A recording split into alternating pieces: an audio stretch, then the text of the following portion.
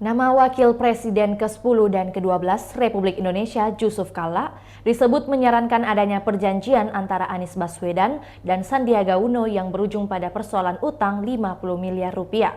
Menanggapi hal itu, juru bicara JK, Husain Abdullah buka suara. Seperti diberitakan, Wakil Ketua Dewan Pembina Partai Gerindra Sandiaga Uno memberikan pinjaman kepada Anies Baswedan untuk memenuhi kebutuhan logistik pada Pilgub DKI Jakarta 2017.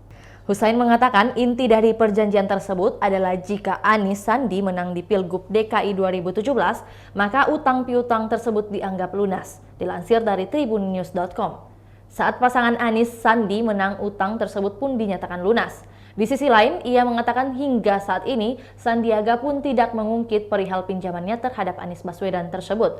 Maka dengan demikian, kata dia, sikap Sandiaga pun sudah sesuai dengan perjanjiannya dengan Anies kala itu. Ditambah, Sandiaga mengaku sudah mengikhlaskan soal utang piutang tersebut. Wakil Ketua Dewan Pembina Partai Gerindra itu memutuskan ingin menutup pembicaraan soal utang Anies Baswedan sebesar 50 miliar rupiah kepada dirinya pada Pilkada DKI Jakarta 2017 lalu.